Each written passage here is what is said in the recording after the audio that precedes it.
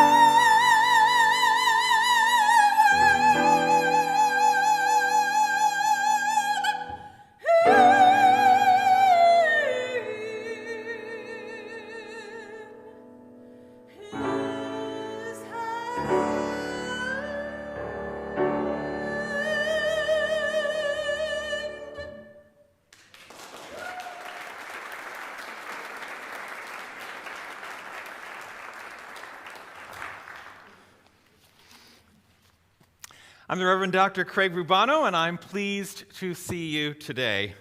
Thank you for joining us here in our beautiful Earth Room sanctuary and also on the live stream.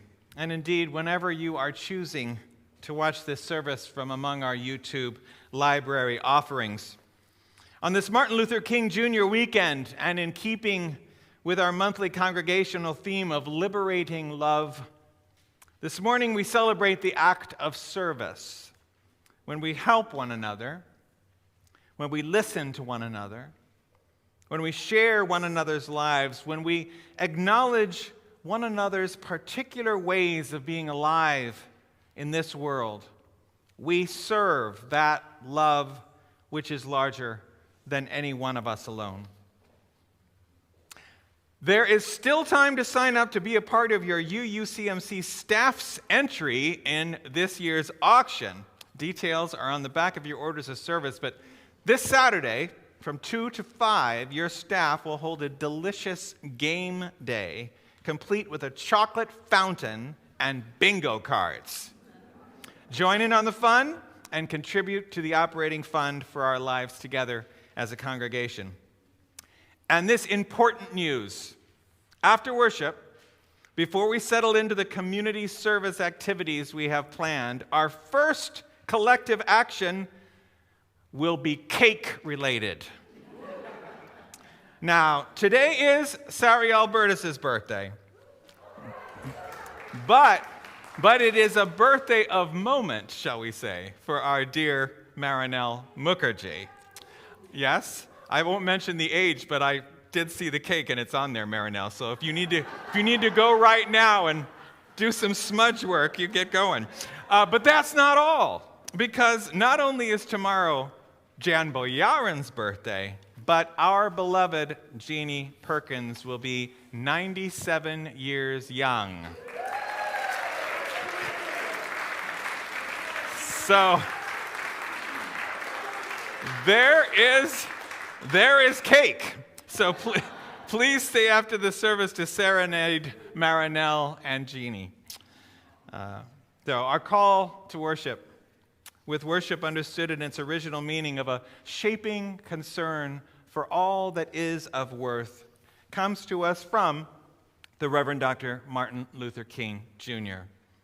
Since 1994, we celebrate Dr. King's life and legacy by asking ourselves, how can we serve others to move us closer to the vision he advocated of a beloved community?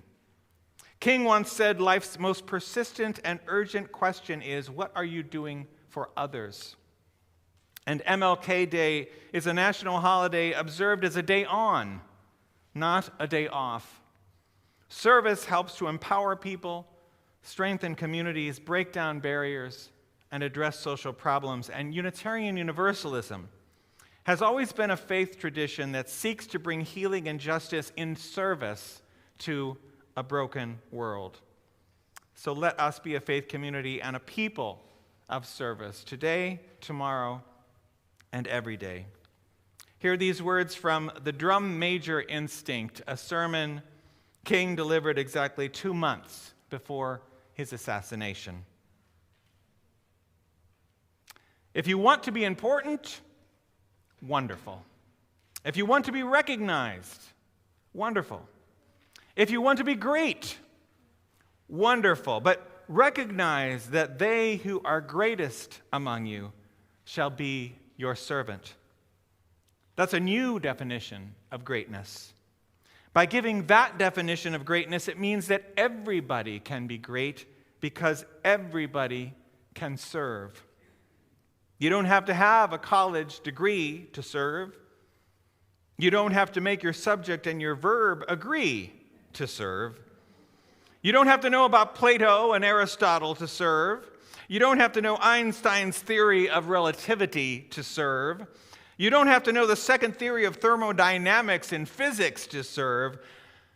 You only need a heart full of grace, a soul generated by love, and you can be that servant. Come, let us worship together.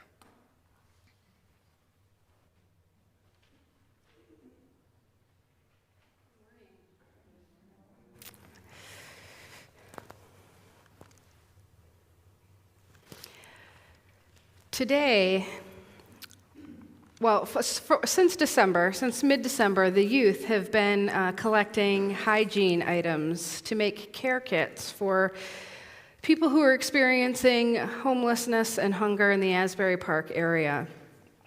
The kits from the donations that you all have been bringing in for the last month will be put together today at coffee hour. It's a project that all ages can participate in, and then after they're put together today, 2 weeks from now, our youth in 8th through 12th grade will go to Asbury Episcopal and serve a meal at the Saturday Soup Kitchen. And while they're there, they'll have the opportunity to hand these kits out that are made with the love of this congregation to those who need them. And so I invite Phoenix Medina and our youth who are here with us this morning to light our chalice.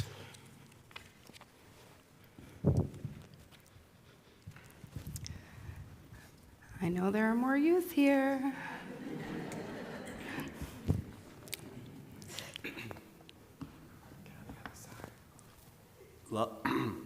Love is the spirit of this church, and service is its law. This is our great covenant, to dwell together in peace, to seek the truth in love, and to help one another. James Philip Blake.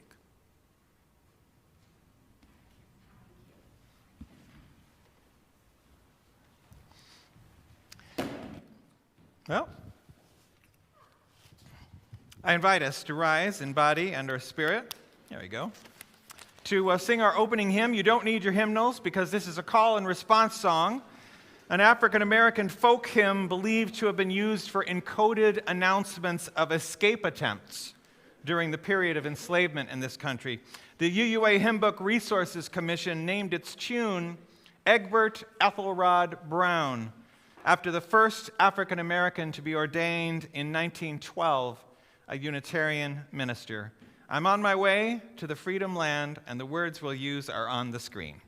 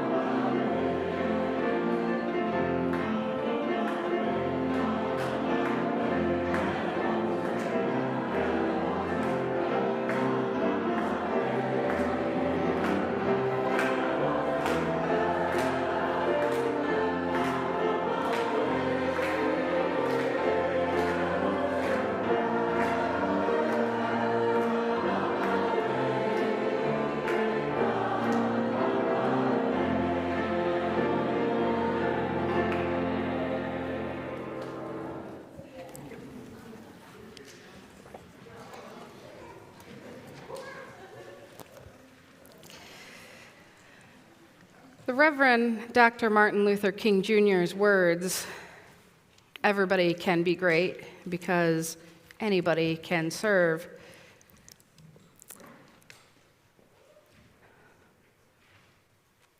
you only need a heart full of grace, a soul generated by love. These words simple yet profound, light a path for us all, regardless of age or circumstance. They remind us that the call to service isn't reserved for heroes on pedestals, but for each and every one of us, right here, right now.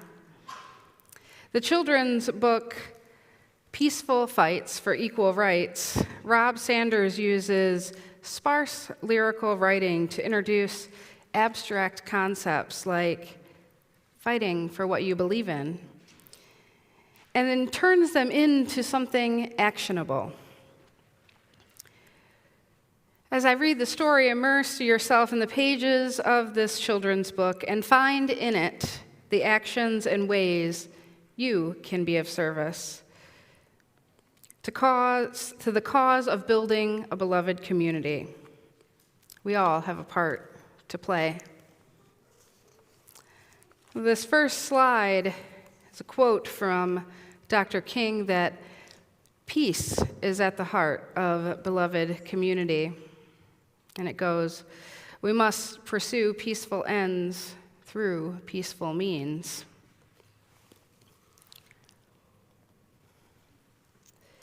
Assemble, take action, create allies. Make buttons, make banners, make bumper stickers too. Boycott, boycott, boycott. Chant, cheer, call someone, campaign, camp out. Demonstrate, don't give up. Don't give in. Educate, encourage, endure. Be fearless. Fly a flag. File a lawsuit. Have faith. Give time. Give strength. Give money if you can. Shake a hand. Lend a hand. Have hope. Be hope. Inquire, inform, imagine, invite. Join others on the journey. Join others in the fight. Knit a hat. Take a knee. Listen, learn, lead. Light a candle. Write a letter. Pass laws. March, mediate, meditate, motivate, never stop. Organize, organize, organize. Parade, picket, post. Persist, persevere. Pray. Ask questions. Never, never quit. Quietly do what's right. Read, remember, resist. Stand up, speak out, sit down, sing loud, be silent. Strike. Turn up the volume. Unite. Vote, volunteer, keep vigil, be nonviolent. Wear it. Wear it. Wave it, work for it, write about it. Explain change, exemplify change, expect change. You can only do what you can do, so do it. Be zealous. So in this story, we see children picketing lunch counters, teenagers organizing sit-ins, and everyday folks marching for justice. Their courage wasn't born from extraordinary strength, but from a shared commitment to a better world. They recognize that even the small acts of service, when woven together, can create a powerful tapestry of change. Perhaps we all can't march on Washington or lead boycotts, but that doesn't mean that our hands are tied. Look around you. See the needs in your community, in your family, in your congregation, even within yourself. Maybe it's volunteering at a local shelter, lending a listening ear to a friend, or simply picking up trash at the park or around our UUCMC campus. These seemingly small gestures fueled by Dr. King's spirit can ripple outward, creating waves of compassion and understanding. Remember, service isn't about grand gestures or seeking recognition. It's about the quiet moments. It's about the everyday choices that we make to lift each other up. It's about recognizing that even the smallest act of kindness, like a smile or a helping hand, can make a world of difference. So, let Dr. King's words echo in our hearts today. Let them inspire us to step outside of ourselves and find ways to serve. Not just today, but every day. Let us be the light in the darkness, the helping hands in times of need, the ripple of hope in a world that yearns for change. Because, friends, anyone can serve. And when we all do, even in those small ways, we build the world that Dr. King dreamt of. A world where justice and equality flow like a mighty river, where every voice, every hand makes a difference. So we serve with no grand pronouncements, with quiet acts of love and compassion, knowing that together, we weave a tapestry of change, one stitch at a time. May it be so.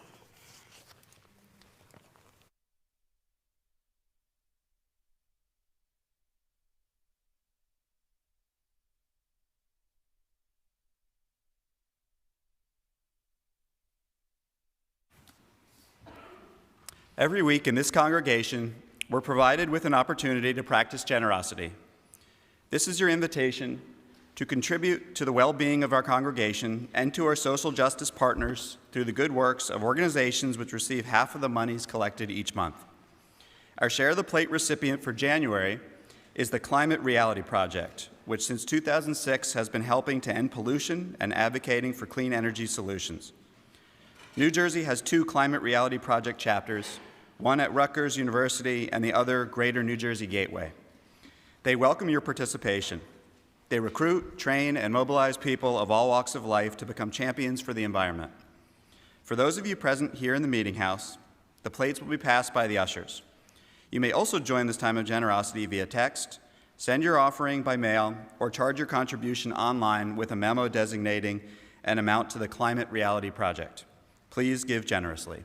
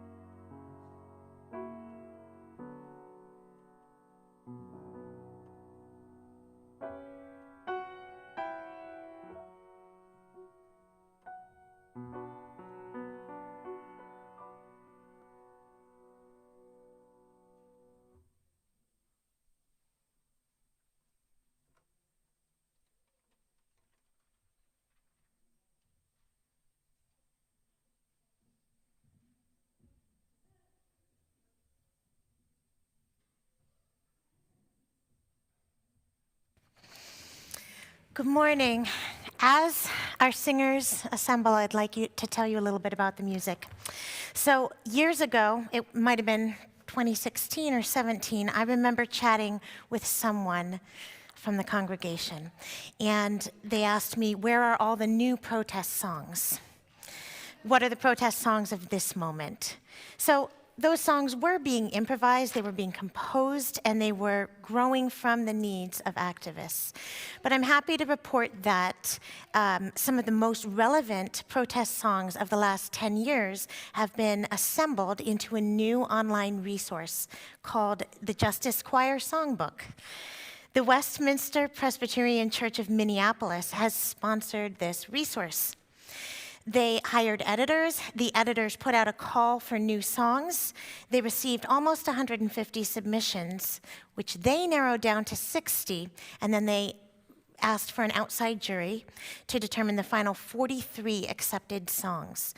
The editors see this collection as a starting point for dialogue, as a practical resource for social justice events, and also as a means of organizing. There are even local chapters in different cities devoted to gathering and singing music from the book. Most of the songs in the collection are in fact brand new, but there are a couple relevant gems from the past to connect social justice work to a longer arc. So this morning, we are going to share 2 songs from the Justice Choir Songbook. One is familiar, and we'll sing it later as our benediction, "We Shall Overcome."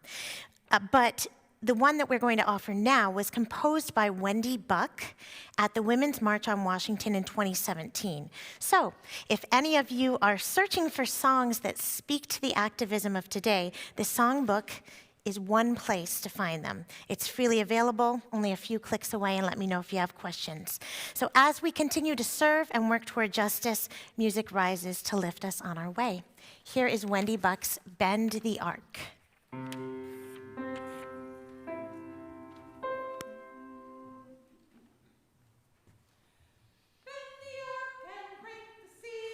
Bend the arc and break the ceiling. Human rights for human beings. Bend the arc and break the ceiling. Bend the arc and break the ceiling. Human rights for human beings. Human rights for human beings. Bend the arc, bend the arc. Bend the arc, bend the arc. Bend the arc, bend the arc. Bend the arc, bend the arc. Bend the arc and break the ceiling. Bend the arc and break the ceiling. Human rights for human beings. Human rights for human beings. Bend the arc and break the ceiling. Bend the arc and break the ceiling. Human rights for human beings. Human rights for human beings. Bend the arc, bend the arc. Bend the arc, bend the arc. Bend the arc, bend the arc. Bend the arc, bend the arc. Bend the arc.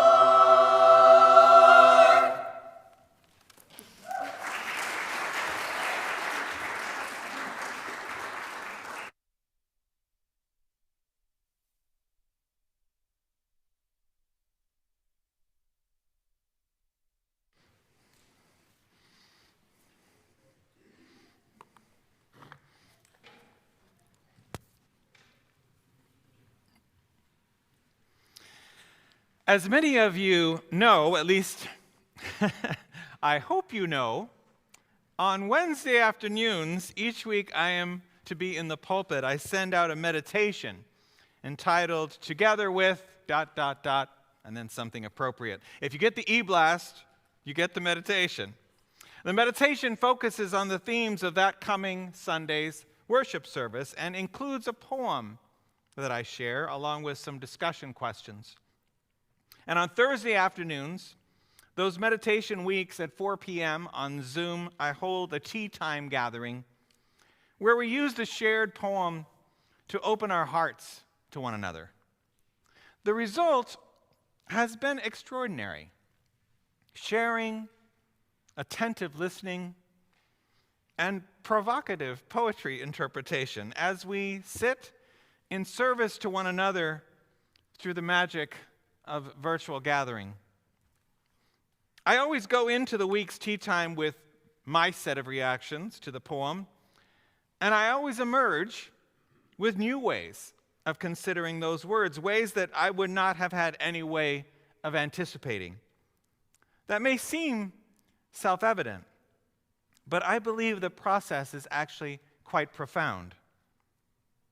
See, each of us lives into our worlds with sets of assumptions and observations, and many people carefully guard the parameters of those received impressions from what I suppose can feel like pressure or contamination by the observations of others.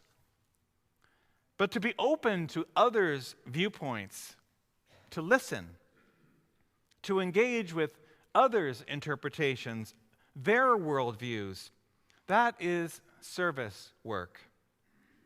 And the act of service to others is brave work, boundary crossing work, and work that very well may change us in ways that can be upsetting. For don't we cling to whatever equanimity we can muster up on our own, at least on some particularly fragile days? And do we really want to be moved from our place of secure knowledge by allowing new information to influence our day?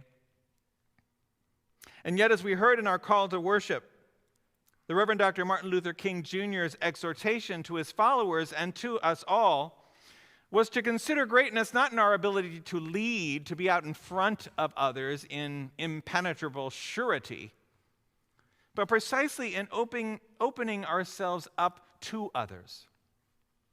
In his groundbreaking sermon, The Drum Major Instinct, you know what a drum major is?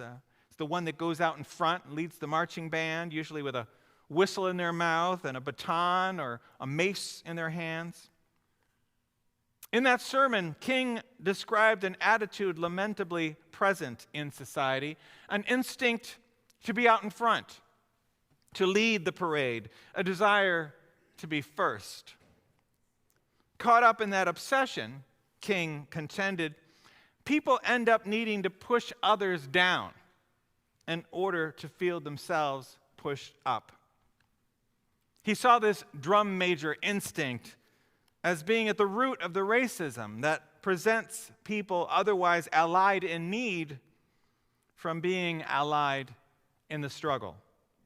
So desperate are they to be apart and above someone else that they potentially disenfranchise themselves in the process, voting and or acting against even their own interests.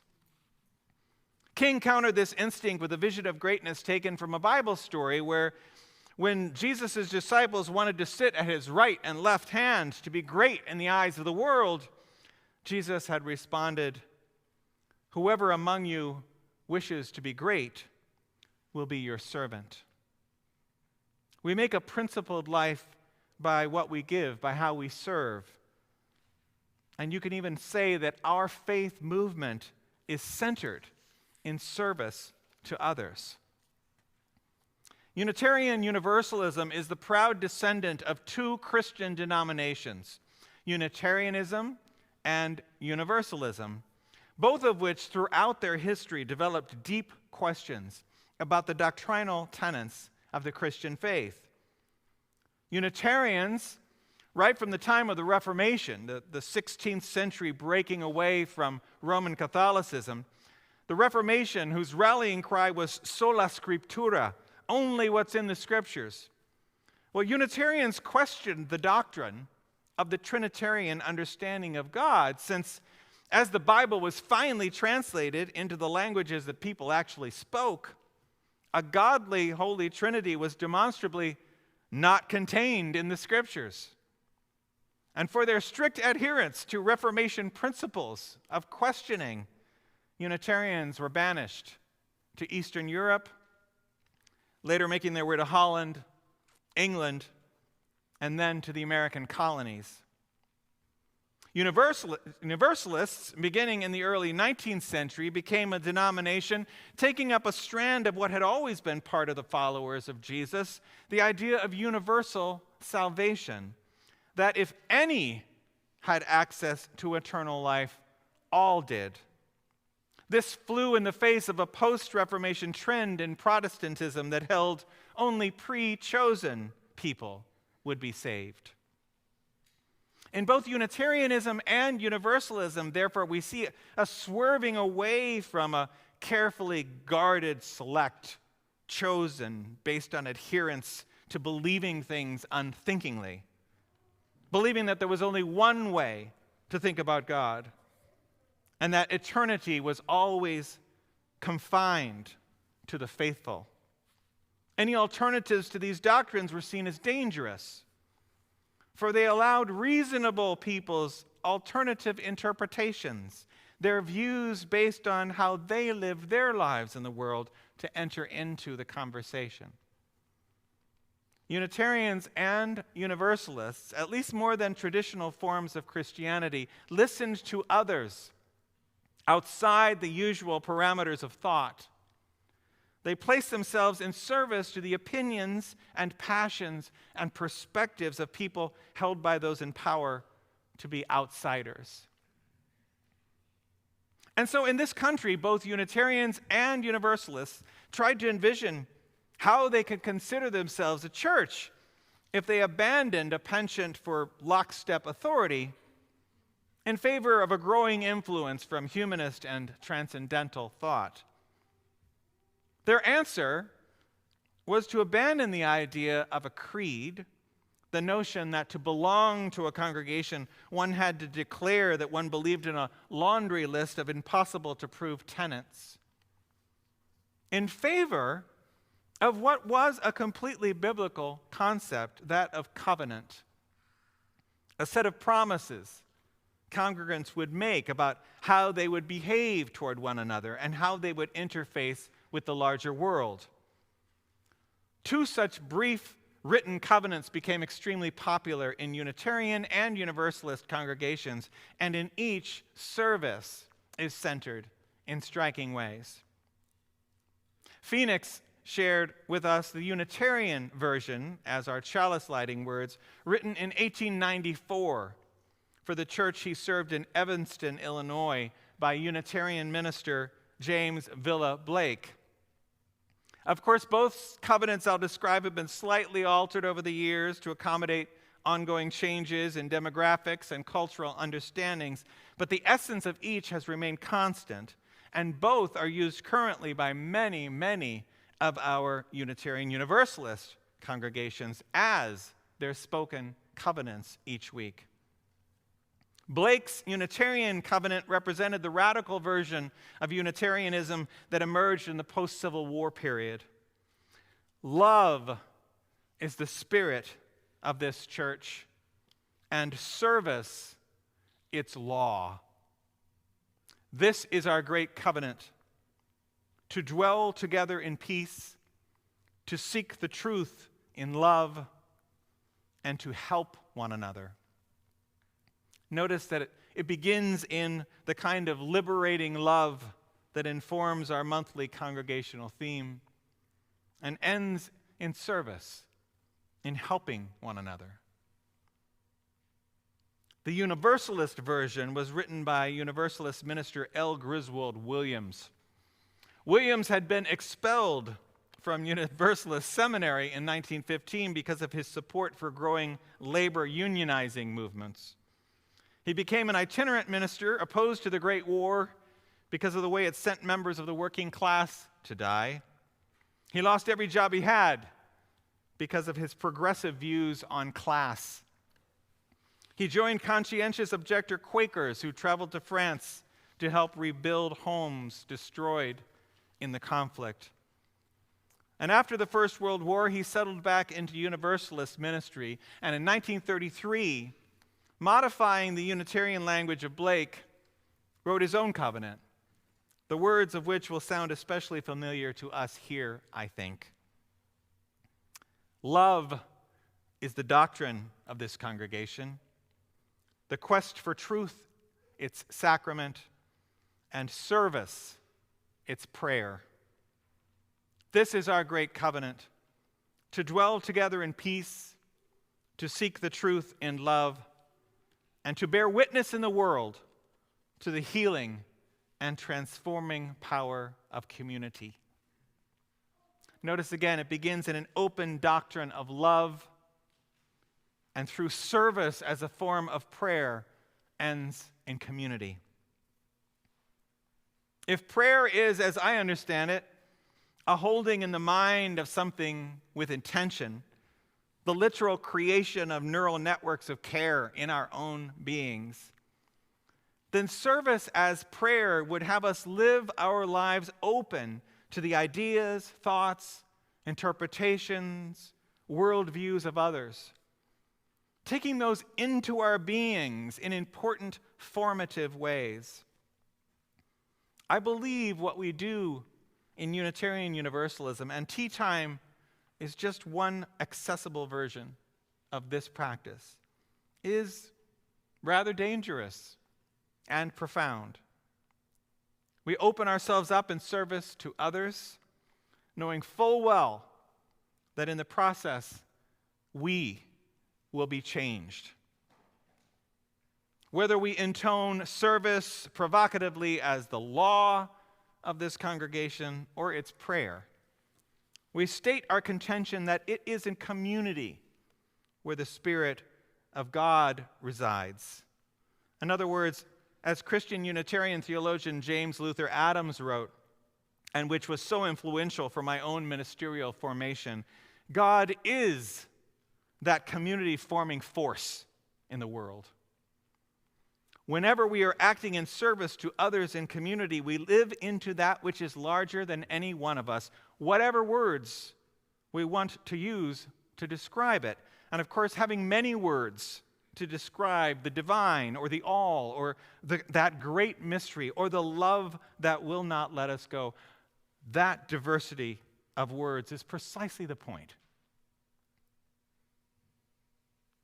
Toward the end of his remarks in the Drum Major Instinct, King references his death in a way that is eerie in retrospect. So soon was his own life to end. But surely death was always at his door. I'd like to end my comments with King's powerful words that February 4th morning in 1968. Every now and then, I think about my own death, and I think about my own funeral. And every now and then I ask myself, what is it that I would want said? If any of you are around when I have to meet my day, I don't want a long funeral. And if you get somebody to deliver the eulogy, tell them not to talk too long. Tell them not to mention that I have a Nobel Peace Prize. That isn't important. Tell them not to mention that I have 300 or 400 other awards. That's not important. Tell them not to mention where I went to school. I'd like somebody to mention that day that Martin Luther King Jr. tried to give his life serving others. I'd like for somebody to say that day that Martin Luther King Jr. tried to love somebody. I want you to be able to say that day that I did try to feed the hungry, that I did try in my life to clothe those who were naked, that I did try to visit those who were in prison. I want you to say that I tried to love and serve humanity. Yes, if you want to say that I was a drum major, say that I was a drum major for justice. Say that I was a drum major for peace. I was a drum major for righteousness. And all of the other shallow things will not matter. The power of lives committed in service to others is at the heart of what we do here as a congregation. It is at the heart of our Unitarian and Universalist traditions, forebears. In serving one another and others outside our walls, we grow, we thrive, we leave behind a legacy of hope. We make a values-oriented life by what we give together. and we serve that which holds us all in its grasp of liberating love. May it continue to be so for us all. Amen.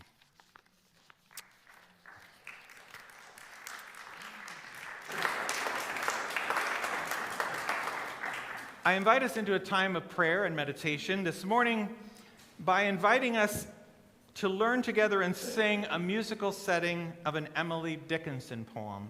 Now, Dickinson, who lived mostly in seclusion during the mid-1800s, wrote over 1,000 poems, most of which were only published after her death in 1886. Her work had and continues to have major influence on modern poetry. The words are on the slide, and Louise and I will teach you the melody. And then we'll sing it through twice as an exhortation to ourselves to be a vital and loving service to others. If I can stop one heart from breaking, we'll do it line by line. I'll sing, and then you'll sing with me, okay?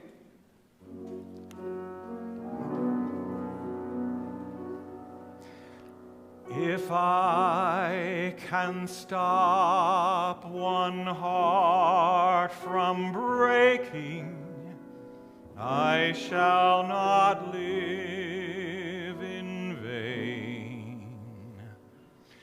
If I can stop one heart from breaking, I shall not live in vain.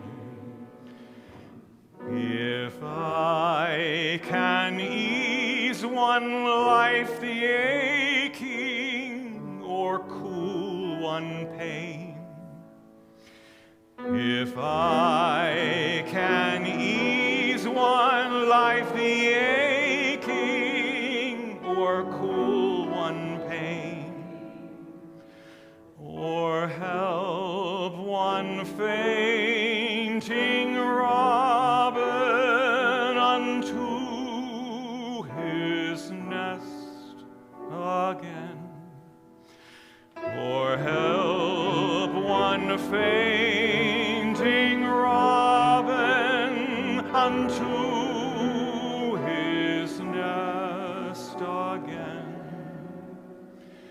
I shall not live in vain. I shall not live in vain. Let's sing it twice together.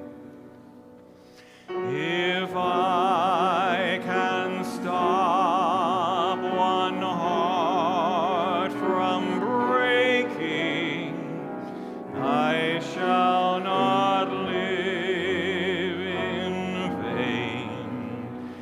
If I can ease one life the aching, or cool one pain, or help one fainting robin unto his nest again, I shall not live in vain. If I can stop one heart from breaking, I shall not live in vain. If I can ease one life the aching, or cool one pain, or help one fainting robin unto his nest again, I shall not live in vain. Amen. Thank you. And now I invite us to rise in body and our spirit to join singing our closing hymn, a UUCMC favorite, but with two verses that may be new to you and not in the hymnals. The melody and words will be on the screens. The hymn centers liberating love in its lyrics And because of its Universalist message, the UUA Hymn Book Resources Commission named its tune Olympia Brown, who became in 1863 the first woman fully ordained in this country to any ministry, to Universalist ministry. Love will guide us.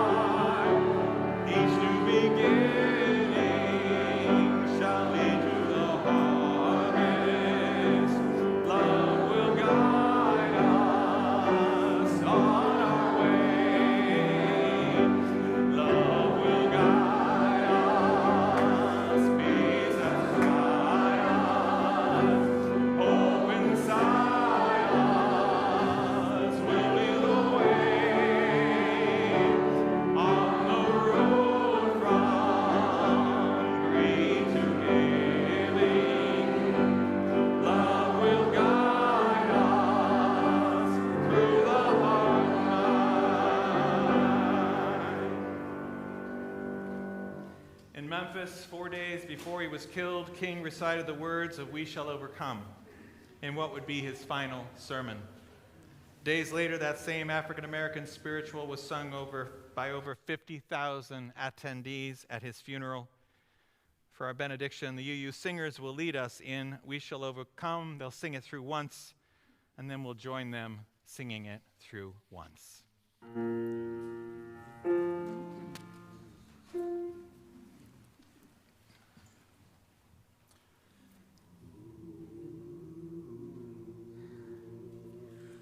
We shall overcome.